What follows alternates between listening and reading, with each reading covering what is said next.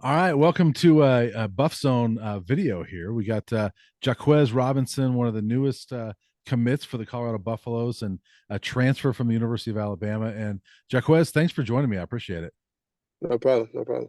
Well, it's nice to have you, on Zoom and to talk to you a little bit about your commitment, and also want to talk to you about your time in Alabama, obviously. And Mhm. but let's start with how you became a Colorado Buffalo. I mean, this is such a wild thing that we're seeing unfold here with Colorado. With all the guys leaving, all the guys coming in. But how did you become a Colorado Buffalo? Talk about that process for me. I would say the number one thing is dang it, I messed up. I would say probably my um relationship with Coach Kelly Yeah, and my relationship with Coach Sal, and just me, getting to talk to Coach Mathis before while he was here, like during one of my coaches, Coach Jay Valai. Got to meet him for the first time at one of the camps here at Alabama. And I would say just the ability to create a legacy and really make a name for myself on a big stage. so I figured that was big. Your relationship with those coaches from Alabama that are now here. Yeah. Sal obviously did not coach your position, but tell me about Coach Sunseri first off, because he is the little bit we've gotten to know him. He's a very old school guy. Yeah. Coach is old school. Talk about that relationship with him and what you've liked about working with him. He's very intense, but he does love his players. Like genuinely, he's always gonna have the a relationship with those guys, even when they get to the league, out of the league, in college and even in high school. So even when I was playing DB, he was my recruiter and stuff like that. He'll still check up on me, let me know I'm doing good, let me know if I need to fix something, and let me know what he's seeing in the meeting rooms and stuff like that. So I would say he's a definitely a guy that I have a bond forever with and that I always look up to. Yeah, and then Coach Kelly, obviously, I'm sure you worked quite a bit with him. Yeah. What was the draw to? You must have liked working with him, and that's why you're coming here. What did you like about Coach Kelly? Coach Kelly, he was the first guy to offer me at Alabama my junior year. And the biggest thing about Coach Kelly is he always kind of like had a relationship with me and always kind of pushed me to be the best player I could be. And this last year, I started coming into myself as a player, and he was pushing me, putting me at different positions and letting me know what I could do better. And I'm meeting with him every day, make sure I got the plays down that we're going through for that day or that game plan that week. So he kind of took me under his wing this last season and let me know I can do this and let kind of gave me my confidence back. Yeah. So let's go there because I'm sure you had to get some confidence back, right? I mean, it's tough for a lot of players. Guys like yourself that are a four-star recruit coming out of high school. You're a star in high school, and then you get Mm. to college, and everybody thinks they're going to play all the time, and they're going to be a star right away. You didn't play that first year. You didn't play a ton the second year. Third year, you starting to play a little more, but mostly on special teams. How tough is that mentally when you're 3 years in and you haven't played as much as you want to play? Um, I would say really tough, but I think the biggest thing is always having like a motive. So I know Mhm, my freshman year, I didn't really have a plan to get better at no particular thing. mhm. You feel me? So once I started learning how to attack one particular thing that I wanted to improve in my game, started making strides to get more playing time on the field. Before I was kind of frustrated with my how it was going on the field, so I kind of didn't work. I didn't really do anything. I'm not going to play anyway. I kind of had that negative mindset. But I feel like once I changed my mindset to be like, whenever I get my opportunity, I'm gonna make the most of it.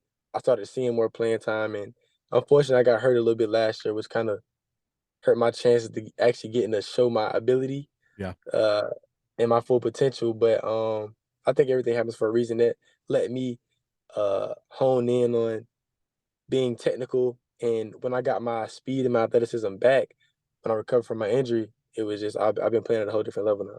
Yeah. I think it's also notable that your true freshman year was the COVID year, Yeah, and you finish up high. Were you an early enrollee or did you I was. you were okay. So you were already at Alabama when COVID hits, but did Mhm. you guys get any spring ball? Nope. You got no spring ball. So, No. here you're already a true freshman. COVID hits, you don't get a spring ball. I'm sure it affected your entire off season. Did you Yeah. feel like that held you back a little bit? Probably a lot of players, right? But did that Yeah. hold you back that whole COVID year? I would say that COVID year, because I was going there early to get in the weight program, learn how Mhm. practice goes and stuff like that, so it could be a smooth transition. And that being taken away from me, I think it did kind of hinder me in my development in the front end. Because I never really had lift weights in high school and stuff like that. Because I was always able to run with guys or be able to just kind of bully guys, especially my junior and senior year of high school. So I think it kind of hindered me a little bit, but I wouldn't say that would be the main reason why I wasn't playing as much as I should. Yeah, certainly an impact though, when you can't work Yeah, out as much as you want and develop normally, right? yeah, A lot of guys, couldn't do that obviously. And then, second year again, you start playing a little bit more. Um, that's got to be tough though, earning playing time at Alabama.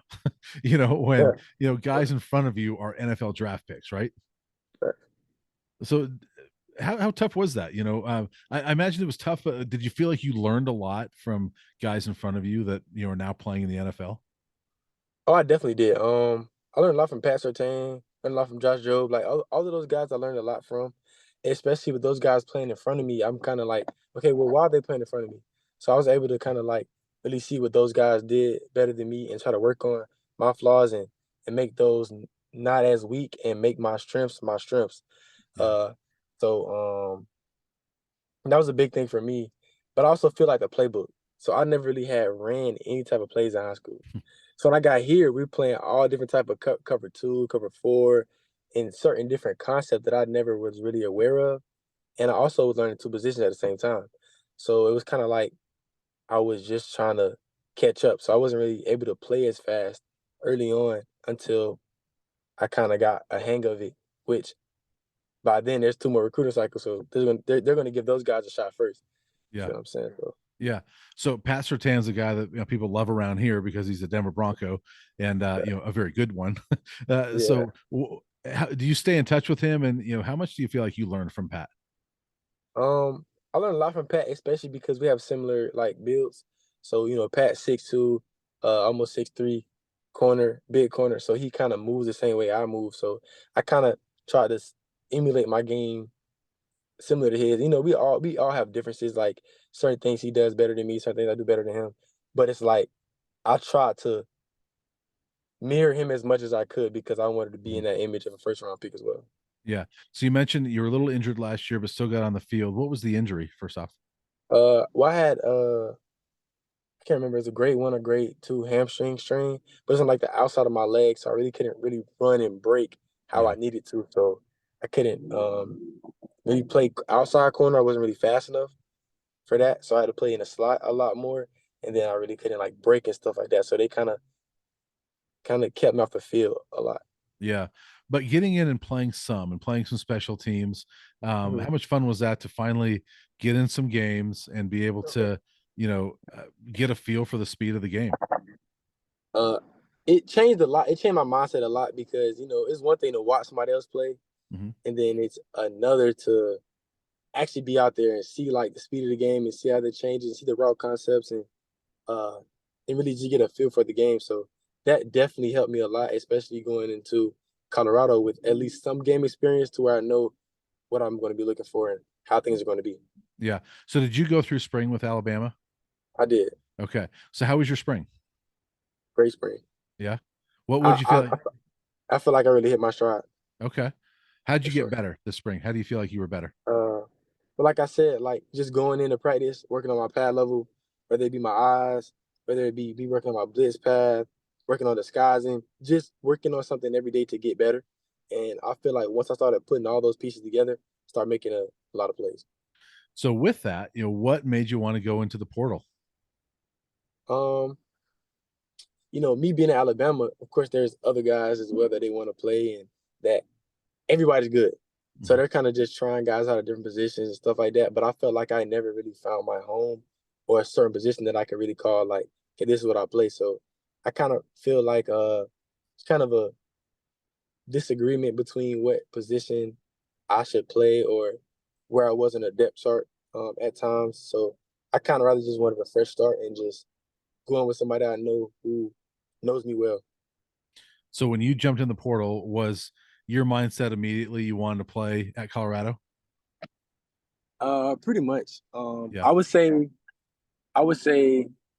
the number one deciding factor was Coach Kelly.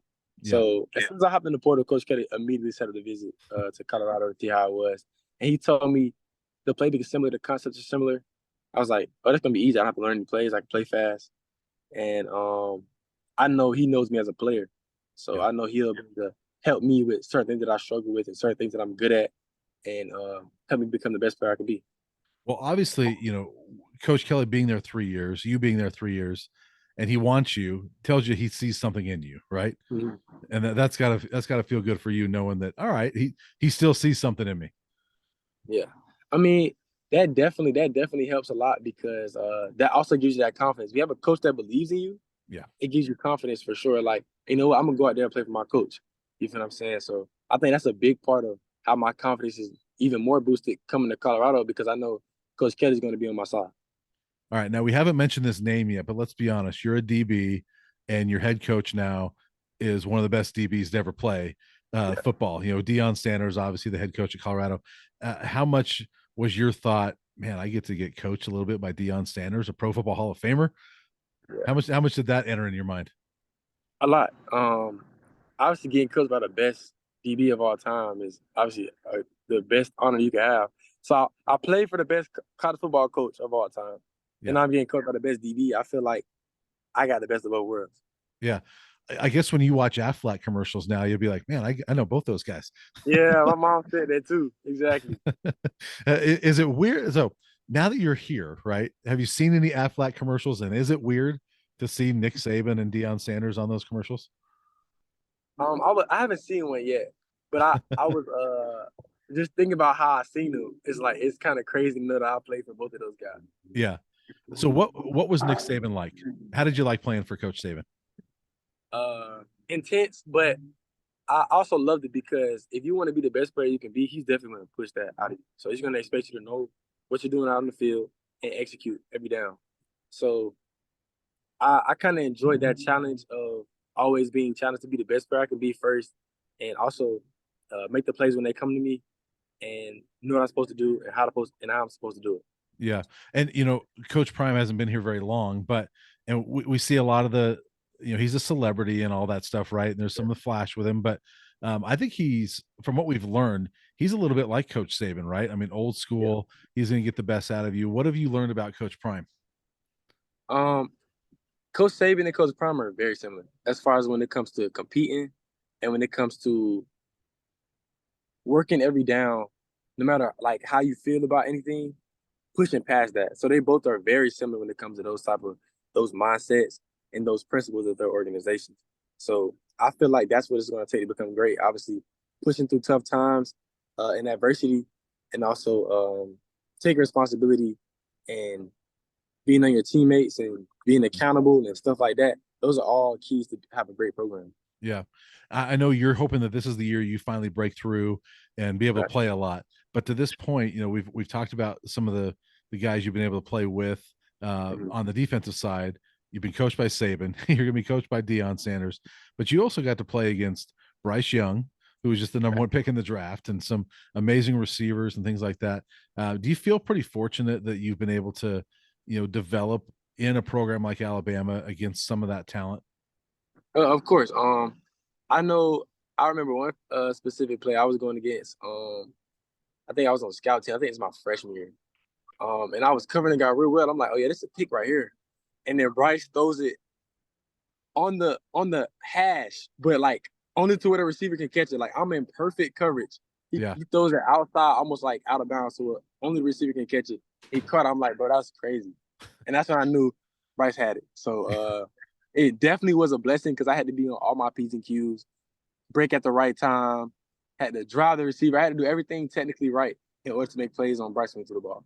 So that was kind of that eye-opening, wow, this is a different level type of moment. Yeah, Yeah. exactly. Yeah. So coming to Colorado now, you mentioned you played a couple different positions at Alabama. Mhm. You're listed as a defensive back. So tell me what you and Coach Kelly have talked about. Where are you actually going to play at Colorado? trying to figure out something that'd be a surprise. But we discussed a lot of positions, especially like third down positions, like playing the money, playing the slot, playing corner. I haven't really sat down and figured out a certain position yet, but I'm feeling like it's going to be definitely corner, safety. I can really play any of those positions. Do you think you're more of a corner than a safety? I feel like honestly I could do both. I have the size and the frame for both, so Yeah, yeah. Are you excited to see where you actually fit? for sure. Yeah. So you're looking at this roster. I imagine you've studied this roster a little bit. Travis Hunter is playing Mhm. corner, also receiver, but Cormani McLean's coming in. The number one corner in the country. They've got Mhm. a bunch of other guys coming in at safety and corner. Are you Yeah. excited about this talent and this in the secondary? Oh, for sure. I'm definitely excited about the talent. Like I said, competition breeds success. So we're all gonna push each other to be the best that we each of us can be. And I think that'll be a big part of the development of the team as Yeah. well. And one of the biggest things Colorado is getting a lot of attention for is the roster turnover. I mean, it's unprecedented, really. There could be as many as 75 new scholarship guys on this team. We've never seen any kind of roster change like this. It's an interesting experiment, right? Bringing a bunch of guys in from all over the place and trying to build a team basically from scratch. Are you kind of interested in being a part of, this type of, sort of historic turnaround? Of course. I feel like grabbing guys who have something to prove and everybody on a mission, I feel like we'll all mesh well because we all have something to prove. So we all, as a defense, are going to come together and be like, okay, this school did this to us or this. Like everybody's just hungry, So I feel like all of us on the mission is going to be dangerous. Yeah. It is an interesting thing though to bring so many guys together. Have you been able to meet many of the new guys that are coming in? Well, the Moy Kennedy, who is from here, Yep. that left Alabama with me, he's my best friend. So definitely excited to play with him, get him on the field as well with me. Um, who else am I familiar with? I don't really think I'm familiar. Besides like on my visit and stuff like that, I Yeah. wasn't previously familiar with any of those guys. No, Yeah. So, Coach, I think it was Coach Kelly told us that Demoy, when he gets healthy, he's going to be the fastest linebacker on the field. for sure. Yeah. So who's Yeah. faster, you or him? Oh, me for sure. But You? he's DB fast. Yeah, Yeah. He's he's DB definitely fast at DB linebacker. fast. Yeah. Yeah, Okay. And he's another guy that, didn't get to play probably as much as he wanted to at Alabama. And, in that group that you're mentioning, like the hungry guys that yeah, didn't get to prove themselves as much as they wanted to, right? exactly. Yeah. Tell me about your visit. What was your visit like? When did you come, by the way? I came on the spring game, so I Okay. came. I think yeah that Friday or that Thursday night. And my visit was great. I felt at home. Even I don't know if that's because Coach Kelly was there, Coach Sal was there, and my family felt comfortable. But I feel like for the most part, um, definitely I realized that the snow wasn't as cold as I thought it was gonna be. First, and then getting to see Boulder and getting to see like how that was, and getting to see a whole different area of the country, just definitely opened my eyes. But I love my visit though, So for sure. Alabama gets a lot of people to their spring game, right? They do. Yeah, but did Colorado feel different than Alabama, or was it kind of like for you? Was it like, yeah, this is normal? Um, It felt like a normal. big, yeah, a big like I think my second 8A, everybody there, Yeah, huge. I'm like, oh my god, it's like a football game. It's like yeah, a real game. So yeah, I'm kind of used to the big spring games. yeah. So that was nothing new to you. It was big time new for Colorado fans. Yeah. I don't know if you know that, but I mean, last year there was about 1,900 people there. Oh wow, yeah. See, I didn't know So that. Yeah. yeah, it was spring game has never been nobody's ever gone to the spring game. So it Okay, was yeah. big time there. So you got to experience something different. But so the snow wasn't that bad. It obviously didn't scare you away. Nah, it wasn't that bad. But you're from Florida, Yeah. played in Alabama, so you probably haven't seen a whole lot of snow yet, have you? Cold but not snow. I seen Yeah, snow probably like twice, but not yeah, no snow like that. yeah. That was a It little was different. snow. Yeah. Yeah, yeah. And Coach Sanders though, he keeps saying he's going to bring a bunch of Florida boys there. You're one of those Florida boys. Are you excited Yeah. about teaming up with a bunch of Florida guys? Oh yeah, for sure. I know it's gonna be fun playing with guys like that. They make the game fun. Yeah, The trash talking, the you beat them, man. You beat me because it is stuff like that. it's always fun. It's gonna bring it the best out of you, but also have fun with it. You feel Yeah. me? So I don't know if you've thought about this yet, but is there anything outside of football that you're looking forward to doing in Boulder once you get here and start living here? I haven't planned anything. You Nah, haven't just planned anything? ball right now. Okay. Yeah. Have you gone to the mountains yet? Have you done any mountains, I any have. hiking yet? They took us Okay. up there on a visit. Okay. Yeah. Awesome. So you've experienced that. So you'll have to experience more of that, I'm sure. Yeah, facts. Well, one last thing I want to ask you about before we get out of here is, there was a guy from Alabama that was on this team last year that you played with, Tommy Brown, Mhm. offensive lineman that CU fans loved. And I know because we talked before this, you didn't know anything about the underwear ad Yeah. that he did. But what was it? What was Tommy Brown like? What do you remember from Tommy? People loved him here because his Yeah. personality was really fun. Yeah, facts. From what I know about Tommy, I've always seen him. He always been a good guy. Never really had any bad energy. Anytime I went around him, always like one of those guys who had a positive outlook about everything and stuff like that. So that's pretty much what I know about him. Awesome. Well, it'll be fun to have some more Alabama guys up here. When are you coming up? When do you actually get here and report? May 15th, May 15th. Awesome. So it's coming up soon. coming up soon, fast. Awesome. Well, I appreciate the time and look forward to covering you in here in Boulder. And good luck with the Buffs. Yes, sir. Appreciate that.